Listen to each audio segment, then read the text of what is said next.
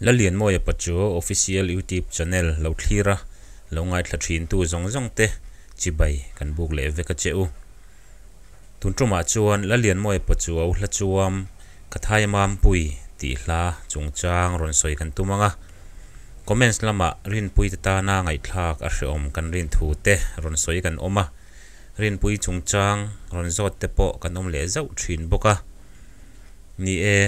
soi chen po hi ain thlarun om ti chang kan nei ve thawa chuti rualin la lian moi pachuaw hla chungchang soi hi chuan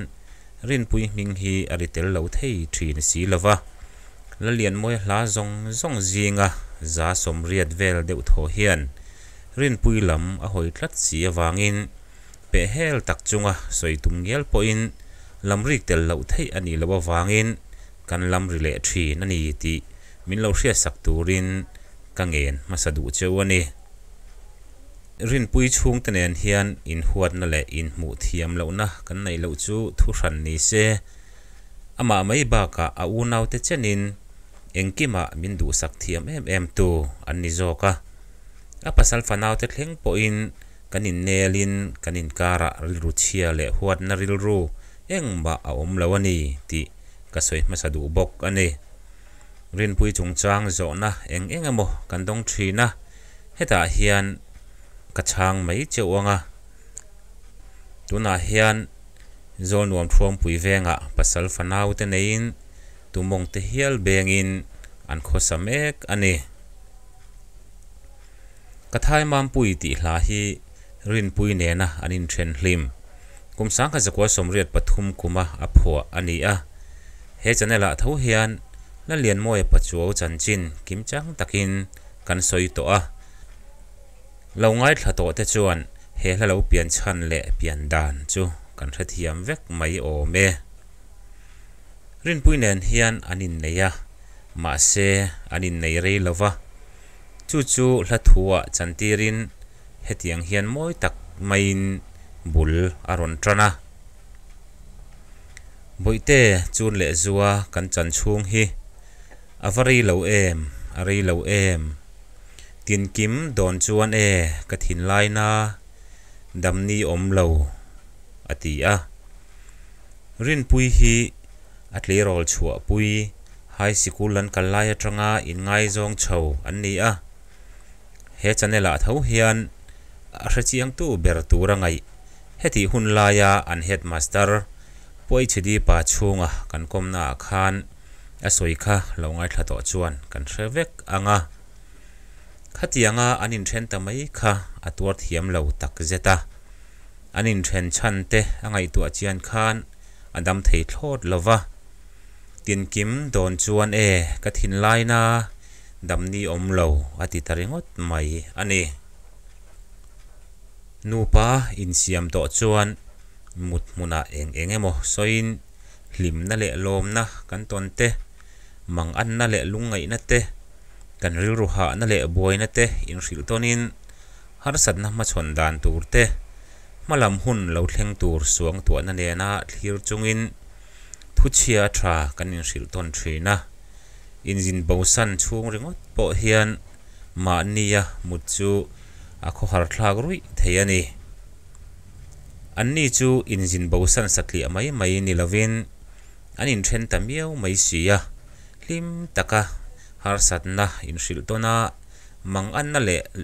lungai na in nem ton chunga an mutna ma niya mut alo ngai tamai kha a thiam theilawa chu chu thiam tak main la thumang bokin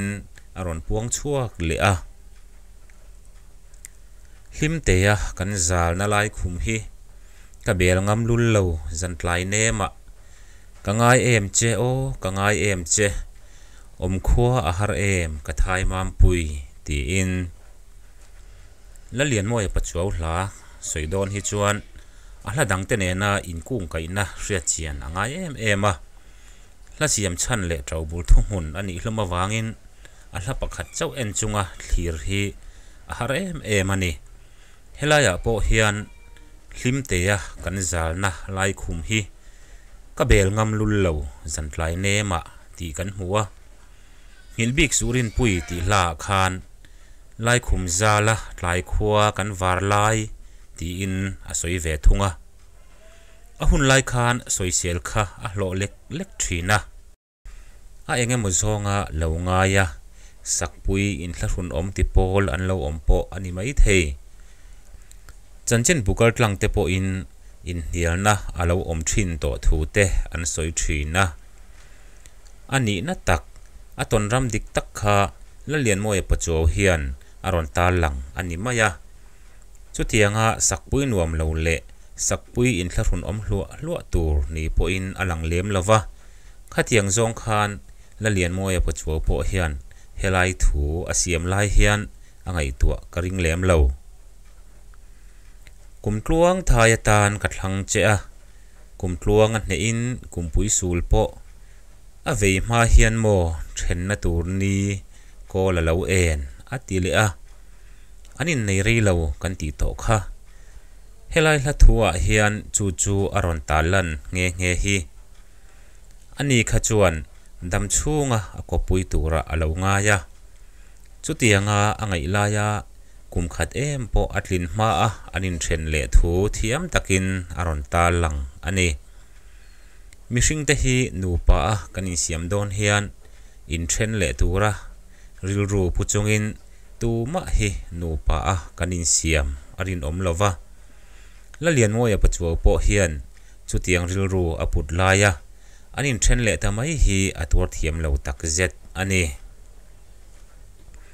keiwanga tra lai lo bang to ro arem mol si lo nang nen len dun buanang pom le hian kan moi to lo mangtha atile a helai hla thuwa thil pakhat lo lang chiang em chu hetia anin then hi la lian moya pachuo chau ni lawin rin pui ngei po hian atur thiam lo hle ti hi ani keiwanga tra lai lo bang to ro arem mol si lo nang nen len dun ati hian in then to ma se rin pui nen po hian an la in pe pop thau ti ata langa anin then kha rin pui po khan atur na em a atrap mai ti te po a hria ani ti atilang chianga indu ton takara in huat na san pa omlem lova in then an ni ti ata lang chiang hle bok ani chuti ni lo se atue mo zok hian du lawa in then ni se hetiang hla hi mu tur om lawang andin mun thlirin in kobrem le chi zia zang ani to lo ti hria in buanang pom le hian kan moi to lo mangtha ti in dam lo chungin a hmangai em thla nan a mangtha angai ta ani eng po ni se la lian moi pachuau le rin pui te torna wanga zofa ten la thatak tak kan nei pha hi kan van neya a hun lai ngai tua chuan torpui viau ma ila tun hnuah hi chuan adam zongin thlir to ila hetianga la tha tam tak pian na chan rin pui hi alo piang lawang ti a hlo omlet ling viau mai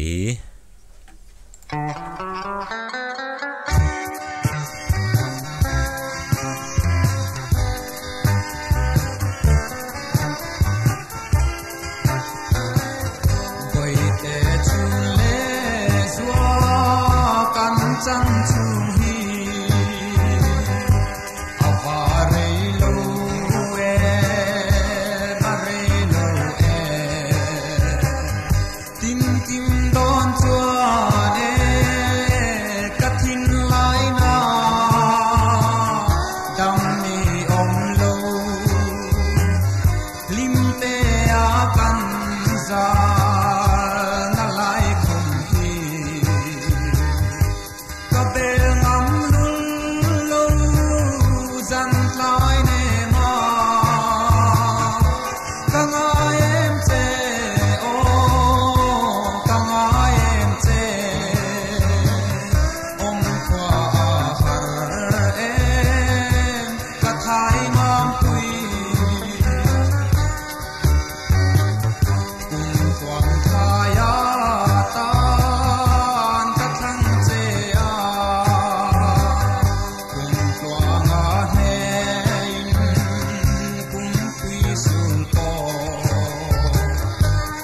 vei mo hian mo chen na tur ni ko la lo e lim te a kan sa na lai kum ti ka bel ngam lul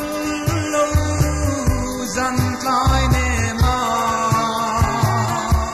ka ngai em te o ka ngai em te om kwa har em ka thai mam pui ke va nga ta lai lo bang to ro arem mol si lo nang nen len bua nang tom le kian kan moi to lo mang cha lim te a kan za na lai kum hi ka bel ngam lul lo zan tlai ne ma ka ngai em te o ka ngai em te om kwa har em ka thai mam pui ke va nga ta lai lo bang to ro arem mol si lo nang nen len